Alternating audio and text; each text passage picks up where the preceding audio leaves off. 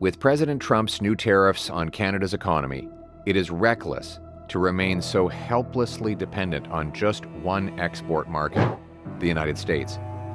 Canada must also look to sell to other countries, and I've found just the one. It is a country that needs Canada's products, and it sells things that we'd benefit from buying. It's a peaceful democracy with lots of resources and famously nice people. It shares our climate, culture, and would you believe it? Their official languages are French and English, just like us. There's only one problem. This country imposes massive trade barriers on us that cost about $5,100 per person. So which country is it that we should be pursuing as our new top trading partner? Switzerland? France? No. Our new top trading partner will be Canada. But don't we already have free trade with ourselves? Nope. It's actually easier for our businesses to sell to other countries than to other Canadian provinces. Trade barriers between Canadian provinces are actually more costly than trade barriers between Canada and other nations. The result is that we now trade more with the rest of the world than we trade with ourselves. In 2023, international trade was worth 66% of our GDP, while interprovincial trade was only worth 36%.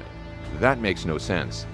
Economist Trevor Tomb estimated that eliminating all interprovincial trade barriers would boost Canada's economy by as much as 7.9% and generate an economic boost of $200 billion per year, or $5,100 per person.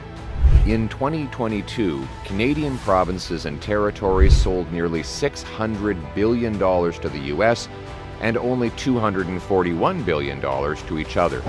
Trade barriers are standing in the way of Canadians doing business with Canadians. So what are these barriers? Well, some provinces have rules that discriminate against or block Canadian products from other provinces to favor politically connected corporations and power-hungry bureaucrats who profit from blocking customers from shopping around. For example, in 2012, Gerard Como was fined for buying alcohol in Quebec to bring it back to New Brunswick. He challenged it up to the Supreme Court, but the court wrongly denied his constitutional right to transport goods across provincial borders. A New Brunswick man that just wanted cheaper beer. He took his fight to the Supreme Court of Canada, but today was denied in a landmark ruling. You can do business more easily with Belgium than you can with another province in this country. What is the next step? Is this a political decision that needs to get tackled? What needs to happen? Well, it seems to me that it is a political decision. Often, provinces have contradictory health and safety regulations which slow or block the moving of goods. Differing weights and clearances by provinces slow and stop truckers from shipping goods. For example, some provinces require certain trucks to only drive during daylight, but the provinces can't agree on the definition of daylight.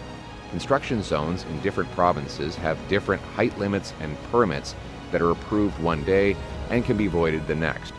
Therefore, our truckers can't efficiently move the massive machines and materials needed to build pipelines, bridges, and other big projects, or to affordably move goods to your local store or your doorstep. You know, the laws of physics are the same in every province. If a certain tonnage of weight is safe to carry in one province, it should be safe to do so in the province next door.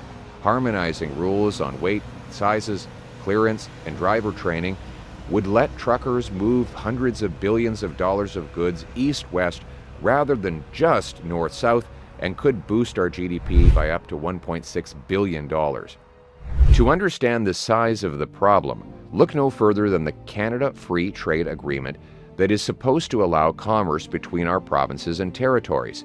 It's an exceptional agreement.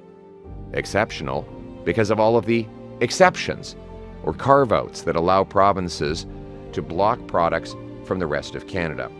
As the Globe and Mail put it, it is noted more for the number of exceptions it allows than for the number of barriers it actually eliminates. Of the deal's 340 pages, 133 were needed to list those exemptions. The Montreal Economic Institute in 2023 counted a total of 245 exemptions across all provinces and territories. The threat of President Trump's tariffs is a wake-up call to all political leaders who are now forced to put the national interest ahead of special interests. Canadians will expect all political leaders to do what it takes to make our country more self-reliant and less dependent on the Americans. It starts with trade at home. So let's bring it home. Here's how. 1. Within 30 days of becoming Prime Minister, I will bring together the premiers to agree on removing as many exemptions as possible. 2.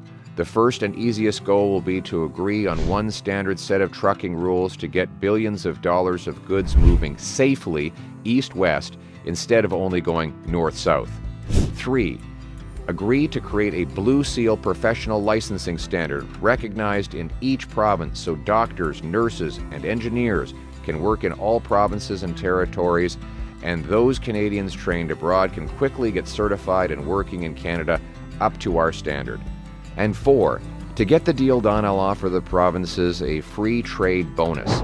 Every time a provincial government removes a barrier, my government will calculate the resulting boost in GDP and give the increased federal tax revenue to the province for schools, hospitals, or whatever else the premiers choose. Scotiabank estimates that removing all trade barriers would generate $15 billion a year in extra federal government tax revenue. That's a lot of money that the federal government could pass on to provinces that open up their markets voluntarily to other Canadian companies. Because this bonus would only be paid out of boosted government revenues from free trade, it would not add to the deficit or to your tax bill. Free trade in Canada will not be enough to displace the massive U.S. market, which is the biggest economy in the history of the world. But we must start bringing home more business, take care of ourselves, and escape our helpless dependency on forces out of our country and out of our control. That means approving more pipelines, rail lines, transmission lines, and speeding up ports to sell more at home and abroad. We must take back control of our lives and country. Canada first, Canada last, Canada always.